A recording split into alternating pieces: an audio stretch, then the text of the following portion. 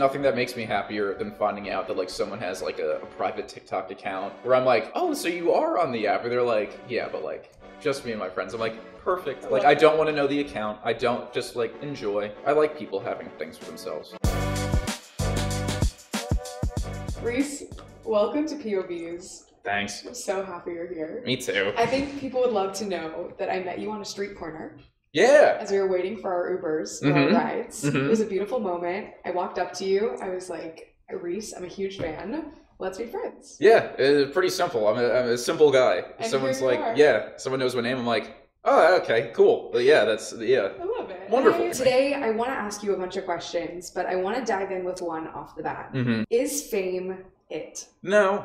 When I talk to people who are trying to get into film and their aspirations are to be on carpets and to be a big name I don't see it working for them in that sense, because they're chasing a side effect as opposed to the actual causality. I think it's nice to have thoughts of it. Like, yes, everyone has big aspirations, but I think if at your core what you seek is that, I don't know I don't think it's it. And yes, there are like the positives of fame and whatnot, but I think there's a lot more negatives. I think success is a better word, and yeah, success is different to everyone. Well, let's dive into that. Yeah. I know so much of how you got into this world is because you love film. Yeah. I mean, I just got to watch you. Yeah, right. Yeah, this is your favorite shows. I don't know the camera to look at, but yeah, we spoke for a solid 20 minutes about, which I loved seeing. And I think so much of what we see online nowadays is the highlight reel. And for a lot of people in our generation, I see a lot of striving to be famous. Yeah. Why do you think our generation is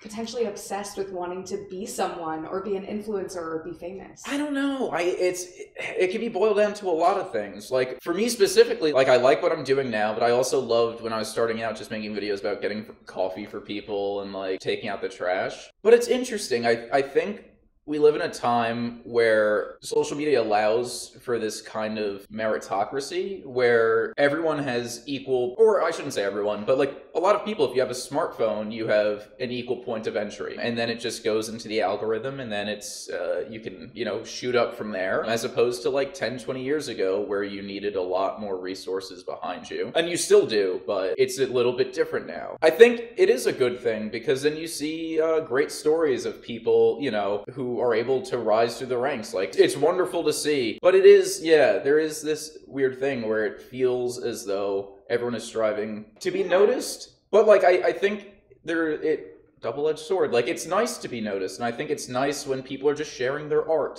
Like, that's wonderful, and, like, it helps. Like, there's nothing I love more than when I see someone who's, like, hates being an accountant, who has, like, a side art project, can then go full-time on art because social allowed them to get there. Absolutely. I think it shows you, like, the multi-dimensionality of people in a way maybe we didn't see. But I do get a lot of pushback sometimes, even for the work that I do, in trying to give every young person a voice, when a lot of people from older generations are saying, well, I don't think everyone should have a voice. Do you think everyone should have a platform or have access to that? I think yes, and I think everyone should be able to speak, but it's just a matter of, like, who wants to listen? And I think going back just slightly, it's interesting because I think the idols of a few decades past, there was a very big difference between who society heralded up versus, like, the norm. Whereas, like, today, a lot of, like, the people that kids look up to are just other people, where it's like you have YouTubers. And there's, like, the whole parasocial relationship thing, which is interesting. So interesting. But, like, if you ask someone who's, like, 10, like, who they look up to, they're not probably saying, like, some famous actor that an adult will say, but they'll say a streamer. Yeah, like someone that I don't even know their name, but is just, like, this huge person. So, I don't know, I think it's one of those things where it changes with generations, and I just see that, like, there are people I've never even heard of that I'm just like, oh, that's nice, I don't know. For sure. I mean, it's interesting. I think about this a lot. I love that your entire journey started with, I think you studied communications. I did. In college, me too, comm major. Yeah. And you had this love for art and for filmmaking. And when you started making those first few videos, like you said, being on set, doing mundane tasks, did you have any sort of desire for those videos to go somewhere? Were you creating with the purpose of wanting it to be seen?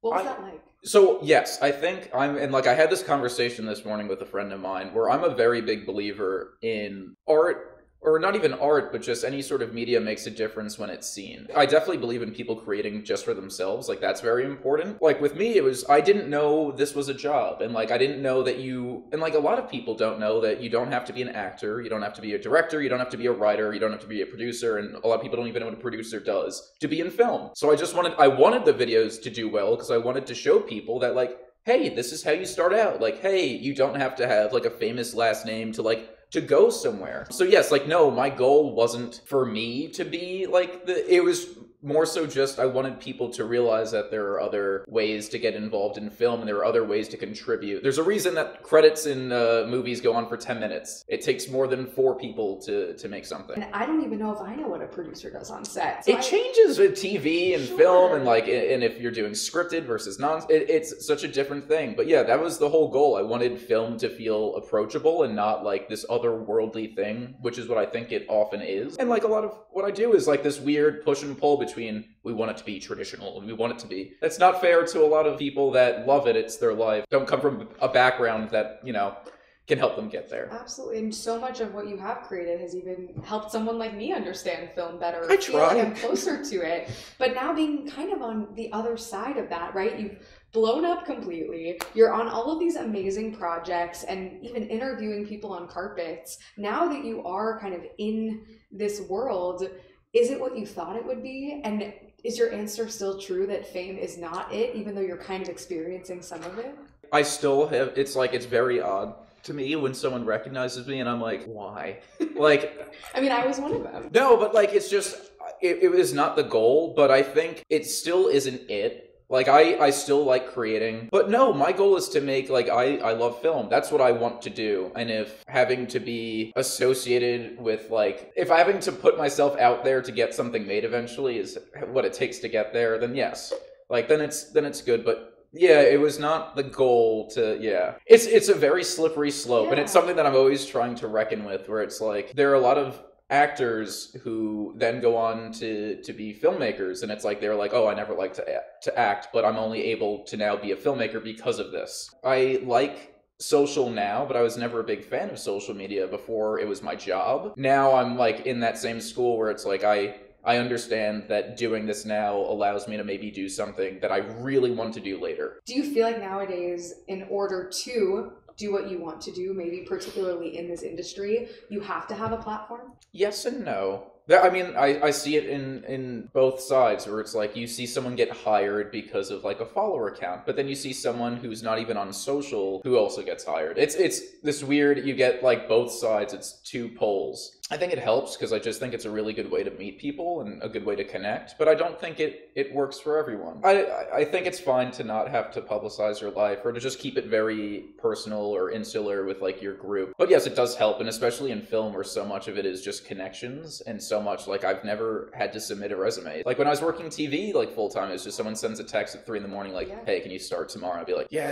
that's good. Yeah, like send me the address, hoping that like it's a real project. This reminds me of a POV from our community. It says, not everyone should share their political beliefs, even if they're famous. It kind of goes off of what we're talking about whether people should strive to have a platform in order to get access to an opportunity. But I'm reframing this kind of in the sense of how it seems like a lot of people nowadays, especially in Hollywood, feel this pressure to have a political platform and a voice. Do you think that's a good thing? Do you agree with that POV? I think it can be super helpful, and then it's, the flip side where it's like, I think if someone's truly doing their research and someone's truly like a pioneer and like blazing a path, then it makes sense. But then there are other times where I genuinely don't like to follow along to celebrity. Like I admire them as actors and stuff, and I admire like them as filmmakers, but it's like it's the same thing as taking advice from, like, I would not trust like you're not trusting every recommendation you get or everything. So I think it more so goes to media literacy. I think it's being able to read what someone's putting out there and deciphering it for yourself, which is also how I view movies. I don't like to tell people whether or not I like something. I just want them to watch it. But no, I also don't think everyone needs to share. Like, I love someone that just does not, I don't know anything about them. And for the most part, I really don't want to know who's dating who. I don't want to know any of that. I just want to watch things. Have you felt pressure now that you're in the public eye, especially,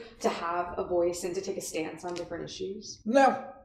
That's not really. Because I find that a lot of the people I talk to who have now grown these platforms feel a sense of responsibility. Do you feel like creators or actors should have a responsibility to use their platform in a way that advances social justice or shares political stances? Yes and no. I think it depends on the person. It's tough. Like, I don't post anything outside of film. I don't think anyone knows who my parents are. I don't, like, how many siblings you know what I mean? There's none of that's out there, so I don't really deviate from that. Like, what I post is strictly this one thing, and that's what I know. And was that intentional? Yeah, that's what I care the most about, and that's what I know the most about. So when it's like things are happening in film that I do care about, where it's like you have layoffs of minorities, where it's like that's something that I know about, that's something I could like actually, I have an opinion on and no background of, I'm happy to share and to support. It's like IATSE strikes, where it's workers' wages and like this big thing. That's something that I know I have like a background in, so I feel better sharing and like educating. With a lot of other subjects, I don't have that full-fledged knowledge, so I don't think it's my place to share in the same sense. I mean, I appreciate that answer. I love the humility you have. I mean, it's true. It's just like I cannot give you a full rundown of like what's going on and, you know, overseas or like that. I just simply do not know. I mean, a lot of what we talk about here is a lot of different issues that are impacting our generation. And what I hear time and time again is this pressure that not only everyday people feel, but especially people in the public eye feel, to take a stance and to show the world that they care and are using their voices. But I keep going back and forth to this idea that especially is relevant to the entertainment industry, which is around the idea of virtue signaling. And people wanting to have that stance or take a point of view in that way because that will gain them a certain amount of social credibility. What's your take on that? And do you see it at all? It's a slippery slope. Where not even, I wouldn't say the people I work with, but like there's always that thing where it's a double-edged sword where you have someone doing a great charitable good but recording the whole thing, and then it gets into the ethics of recording someone, and it's like, yes, it's technically legal, but is that really right? Where someone's in a position of need and they have a lack, and then you're providing it, but in the exchange that you get to use their image to like to up yourself, which is it's a very weird dichotomy. But it's, once again, I think it's a sliding scale. It's a very case-by-case basis. And it's tough to see. Like, sometimes it just feels right and you know it, and sometimes it doesn't. And I feel that way sometimes when I'm seeing a video on TikTok that's so feel-good about someone giving something to someone in need, or, you know, that guy who always goes around asking for something, and then if they give it to him, he gives them a lot of cash. I end up feeling like I want to go do that and go help people. And sometimes I can't weigh if that feeling that it's inspiring within people outweighs the idea that maybe it is exploitative. Like, how do you... It's tough to navigate. Like, it's very tough, where I think some videos might, on their face, could be exploitative, but then there are times where it's like, if it's doing good and it's inspiring someone, then maybe the good it's doing corrects any of the harm. But it's once again, I feel like it's up to the individual to decide. It's a sliding scale. It's very tough. Everything's a spectrum. It's not very binary. Well, something else that I think is interesting that goes alongside with what you're saying about people should be able to choose. Yes. There's another POV I want to read out loud. It says, I think celebs deserve a little bit of understanding when it comes to slipping up. I think we should extend the same courtesy we extend to ourselves when we make mistakes. And I'd love your take on that, because this brings up to me a lot around the idea that maybe we don't extend the same grace to people in the public eye as we do to ourselves. What you just said around how ideally it would be up to the person to choose whether they are in the limelight or in the spotlight or not. Yeah. I'd love to hear your take on whether you think celebrities owe something to the public or whether they still reserve the right to be completely to themselves. I mean, they reserve the right, but it's one of those things where sometimes not saying anything says a lot. People will run with things regardless. I think everyone is entitled to not have to speak if they don't want to, but I do also think on the flip side that not speaking does sometimes bring about people calling out the fact that they're not speaking. For sure. I think there are circumstances where it's right to grill someone for that, but I hate to keep going back to it, but it's so case by case. I hate viewing things as this or that. Which I think is it's so it's just so situational, and there's so much that goes into it, and a lot of it is just subjective. It reminds me, I don't know if you saw this, I think it was with Bad Bunny.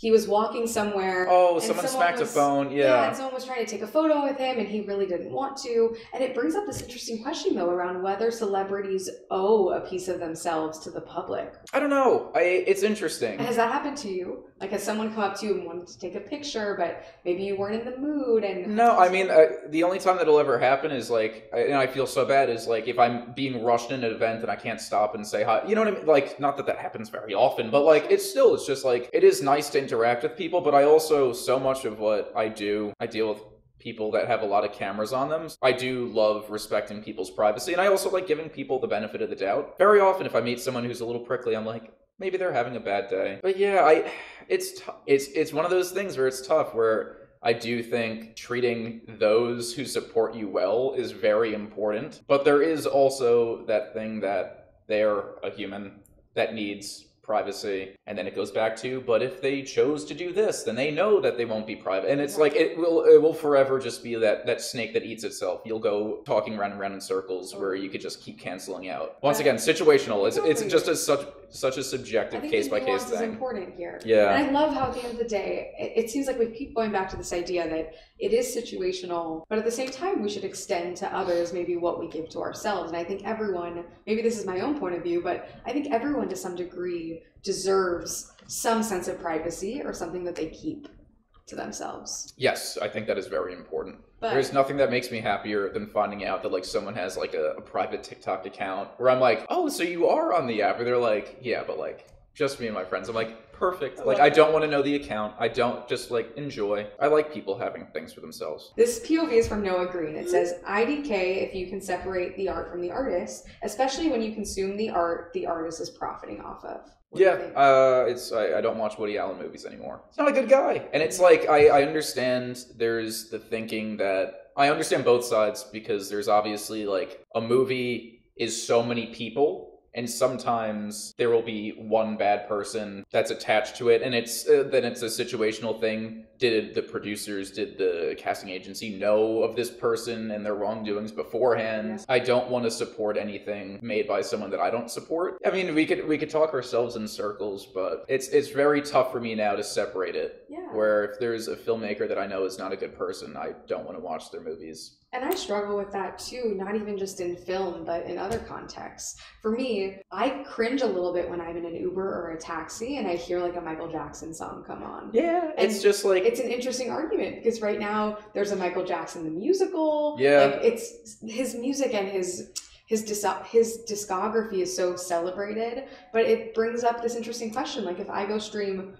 Kanye on Spotify, am I just adding to his livelihood when I think he's a very problematic man? Yeah, it's what's going on with J.K. Rowling right now, where it's just, I am pretty much always in the school of thought that I don't want to support the person, even if it was something I used to like. I'm just like, there's more things that I can like. Yeah. Are there any situations where you think you can separate the artist from the art? Maybe if they're just a jerk. I know that's such a silly thing, but like they're not actually harming anyone. They just kind of stink. Totally. That's okay.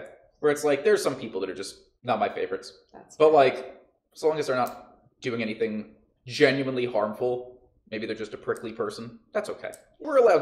People are allowed to be jerks, as long as they're not really hurting anyone. A lot of the work that you do is spent on sets. Mm-hmm. Have you felt that movies and shows nowadays have become too political?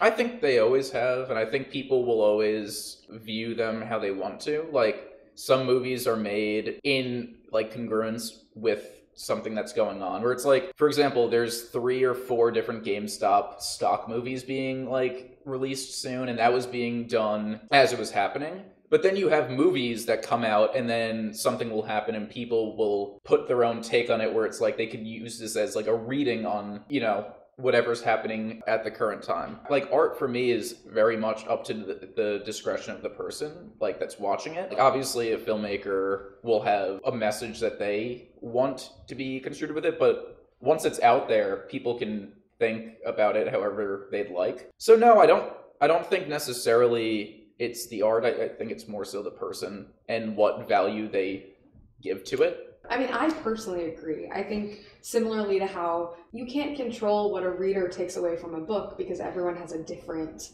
Exactly. perception You ask of it. 100 people to look at a painting, they'll all have a different a different idea. But Absolutely. but I like on the other side where like horror is one of my favorite genres, where you have a movie like The Fly, which so many people have like said is like this really pro LGBTQ text, where it's around the AIDS epidemic, where it's like this crazy thing, and it's a great movie from David Cronenberg. And I remember someone asked him like, "Was this something that you did on purpose?" He was like, "No, but that's brilliant." Where it's like, it's so nice when, although that was not his intention, it was able to find an audience in a new way. I love where we're going. Yeah. But I want to pause for a sec and play a game. Okay. You ready? Yes. Okay. Reece, take this whiteboard. Thank you. All you. So you may have seen this on TikTok, you may not have. But this is a segment we do here on POVz called Could You Coexist? Okay. So you're going to take your emotional support whiteboard. Yes. And you are going to think of the name of a person who you most strongly disagree with. That could be morally, politically, ideally someone that a lot of people would know. Who is someone that you most strongly disagree with? And do not tell me. Gotcha. Okay, it's written out. Okay, so you're going to take the whiteboard close to you. You're not going to show anyone. Yeah. And I'm going to ask you some questions to see if you could coexist with this person. Gotcha. Okay. Could you see yourself sharing a meal with this person? No. Could you see yourself sitting on an airplane next to this person? No. Would you let your future child date this person? God, no. Could you see yourself giving the Heimlich maneuver to this person if they were choking in a restaurant? I see the struggle. It's such an ethical dilemma. I mean... Talk me through it without saying who it is. Okay. Why is this an ethical dilemma? I'm not doing it. I'm at a restaurant. Someone else will give them the Heimlich. Okay. So, like, maybe But you think they deserve to live? Man, I don't know. I'm like one tax hike away from, let's bring back that guillotine, baby. Oh my God. Okay. Someone else will save them, so I'm not. Maybe I'll hold the door for the EMT coming in. Could you see yourself wanting to take a selfie with them if you saw them in the street? No. Okay. Could you see yourself having a conversation with this person? Maybe, but I don't think it would be a conversation. I would just end up getting talked at. Interesting. Yeah. I have no clue who this person is. Last question before you turn the board around. Yeah. Could you coexist with this person? No. Reveal your answer. It's Tucker Carlson. Oh my gosh, did you hear the news about Tucker Yes, today? of course. He's just one of those people that knowingly spreads misinformation. And I think what's worse about him is that I think a lot of people that spread misinformation don't always know it's misinformation. That doesn't make it any less worse, but it's the fact that knows that it's wrong and continues to do it, which pisses me off all the more. So talk me through why you chose him in addition to how you feel about him and spreading misinformation. Okay. I just don't like the guy. I love the idea of people being able to understand why they're wrong about something or be educated and then for them to open up. But when someone who knows what they're doing is bad knowingly or will knowingly lie to, keep fanning the fire, that's something that is just, it's unforgivable. What do you think it would take for you to coexist willfully with Tucker Carlson? Lobotomy? I don't know. Wow. Yeah. Okay, so you are not coexisting with Tucker Carlson. Nah. But I do think it's interesting that you maybe debated for a second wanting to have a conversation with him. Because I do think maybe that could have been interesting, or trying to understand why he is the way he is. Do you have any desire to better understand?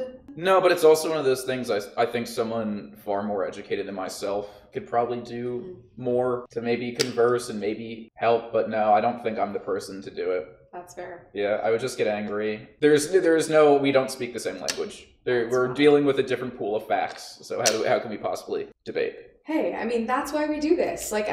You don't have to hold hands and sing Kumbaya with the people you most strongly disagree with. And I think that's valid that you feel that way. Yeah. But it does kind of put it to the test, like what it would take for you to kind of understand or come a little closer together with someone that maybe you so fervently disagree with. Yeah. It's interesting. Now I'm scared to see who replaces him, so. We'll have to see. Yeah. In a matter of time. What are you drawing? Is that a dog? No, sorry. No, please. No, we can play Pictionary. It is by Cat Cooper. I don't know. I don't know what to do with my hands. No, I'm going to give you the whiteboard. It's a fun toy to play with. Thanks. No, but thank you for playing Could You Coexist? Yes, moral of the story, I cannot coexist. Is there anyone that you've worked with or someone who you've met at an award show that you also feel like you couldn't coexist with? I think there's a lot of people I don't see. That's Cooper the cat.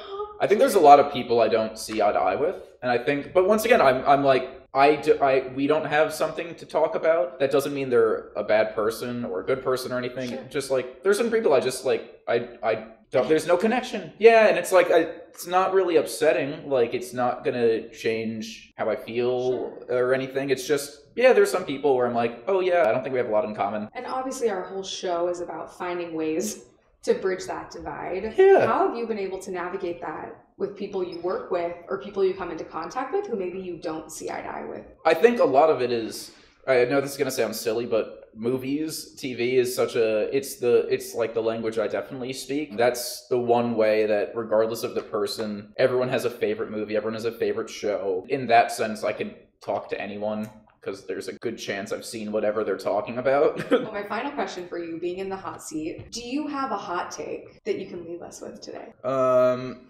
actually saw, I don't know if you would think this is a hot take, but I was listening to an interview of yours, and you said something that I thought was pretty spicy. What? And I want to see if you'll stand by it. Oh. Reece, on the record, you said that there's no such thing as a bad movie. Yeah, like 99% yes. Okay, talk me through it. I think too much effort goes into, like, I think a movie can be appreciated, and it's, once again, going back to, like, art, a movie can be appreciated in any sense. If a movie's only purpose is to be on in a laundromat and shown in, like, the corner screen on, like, a really crappy old TV, but people are like, oh, yeah, there's a car going by, like, that's its purpose. That's okay. I don't think there's such thing as a bad movie. Have you ever stood up and walked out of a movie in a theater? And if so, would you still think that is a good movie? I tend to not walk out of movies because they're so... I've read books that, like, I'm halfway through, and then I'm just, like, halfway through a page, like, smirk on my face, I'm like, no. And then I'm just like, I don't want a Wikipedia at the end. I don't want to know what happens. But, like, with a movie, it's usually so short. It's 2 hours, which is why I love them so much, that they're just, like, these little capsules. That now I'll watch it to the end, and I'll be like, Jesus Christ. Okay. Every now and then I'll watch a movie where I'm upset, because, like, I'm like, this was a waste of my time. But I also like being upset. So, in that sense, the movie served a purpose where it gave me something to complain about. So it's not a bad movie in that sense. It's a never-ending cycle. I think the worst thing would be a movie that I don't have an opinion on. Got it. Because then it's like I don't get anything out of it. Have you ever worked with a specific show or project or had to promote a movie or a film that maybe you didn't per se dislike, but maybe you couldn't stand behind? No, I won't work on anything that I can't stand behind. There are things that I've worked on that I'm like, oh, this isn't for me. Like, this is not a movie that was made for me. This is not a show that I'm going to watch. That being said, I think, like, there's value in it, and I think someone can really love it. It's just not, like, I don't like every single thing I watch. But no, I would never willingly go to a project of something that I fundamentally disagree with. Like, I'm not, I would never sign a deal with Fox News, because, like, no, I can't. I would not be able to do that. There's a bunch of things that I would not want to get behind. Okay, Reece. Drop a hot take. Can I not share hot takes, but rather grievances I have? If you're on the subway and you're standing by the door and you don't let people exit, what the hell is wrong with you? That's insane. Get out. You could, like, the train's not leaving. You can get out and then get back on. Likewise, if, like, the door thing, if you don't let someone exit before entering, absolute menaces to society. People that are on an escalator and they stand on the left side. Like, I don't wish ill on anyone, but, like, insane. Do you think this has to do with you being a New Yorker? No. It's the same thing. I'll be in, like, a small town filming, and if someone's just, like, standing on the sidewalk, I'm like, don't stand elsewhere. Have you always felt this way? Yes. I've been, like, I grew up just, like, watching Curb Your Enthusiasm, and, like, I would always see, like, Larry David getting yelled at. I'm like, he's not wrong! Why are you booing him? He's right! Yeah, no, he's always right. People, another thing, another hot take. Bring your bag places. I'm always walking around with a bag. everyone's like, oh, like bringing a bag out. I'm like, yeah, because I have stuff to carry. Then they want to throw their stuff in my bag, and it's like, if you brought a bag, you wouldn't have to worry about this. Bring your own bag. Do people give you a hard time for bringing a bag? Yeah, they're like, oh, why are you wearing a backpack? And I'm like, because I have stuff to carry. I have prescription glasses. Another hot take, don't wear transition lenses. I don't even want to hear support of it. Why? I don't want to see that weird gray in between. No, I don't like it. I don't like it. We're gonna do a whole segment on grievances. Seagulls, don't like those guys. Do you think they're real? No, they're real, but like I just don't like them. And it's like I think we excuse other birds. There's so many birds around us, but they're the only ones that like really have to make their presence known. What else? This is amazing. Benches. This is like a big thing. Like I want all money basically to go to helping unhoused people. Benches that have like those divides so they can't sleep. Insane. Like genuinely I want to rip them off. Oh, matzo balls when they're cooked but the center is still cold. That's a tough one. I don't like that. People that don't like ice in their drinks. Like I understand like lukewarm water is fine sometimes, but in Europe that's a thing. They don't bring you ice. It's rude to ask for ice. Another thing, I don't like that in the US, tips are a thing that it's like it's on the customer to support the worker, whereas like the restaurant should support the worker. It shouldn't fall on the person to have to, like, yes, the tip should be there for added bonus, but you shouldn't take away from the wage just because they're a worker that gets tipped. That's insane. I was thinking about this today when I got my coffee from Desanka. Pay the worker more. Do you tip? I do. I always tip. Because it's one of those things where if you've worked like that, it's important. And it's like, it sucks that it falls on the customer to do that. But yeah, that's one. This is fantastic. How many more have you got? This is to no one. It's usually to like Cooper, my cat, where I'm just like complaining. He's just staring back. He's like, yeah, you're right. Oh my gosh, we gotta bring you back. We'll do a segment with Mr. Cooper. Bitches. Yeah. We'll have you just list all of your grievances. I just sit there stroking him upset. Oh, can I, last thing, hot take? If you don't want to watch with subtitles, that's insane. Also, it's a thing to Bong Joon-ho where it's like, if you don't watch foreign things because of subtitles, grow up. Like, I'm sorry, but like, there's so much good story out there that if you just read the tiny words on the screen, I understand if you're hard of seeing, like, then that's like, you know, it's its own thing. There is no excuse for, you know what I mean? Whew, how do you feel after that? That's fine. That was a great list of hot takes. Like to complain. That was great. Reece, you're such a natural. It was so fun having you on the show. Thanks. I can't wait to watch you just hopefully have watch amazing... Eventually, I can't even plug a movie I've made because I haven't made one yet. I was going to say, is there anything else you want to share? I mean, if you watch this in several years, hopefully I have a movie, and you can be like, I can't believe they gave this guy a fucking budget. Like, that's insane. I'm just so grateful that you came here today to not only share your grievances, but all of your POVs surrounding the entertainment industry and filmmaking and fame and celebrity and all the things that I'm sure you encounter day to day. So thank you for bringing your whole self to the couch. Thanks for having me. Yeah. Everyone form your own opinions. Give people the benefit of the doubt if they deserve it. Yeah, watch whatever I make if I ever make something. I couldn't have said that better myself. Reece, thank you so much. Come into either a streamer or a theater or whatever I'm allowed to do near you. Yes. We'll be front row.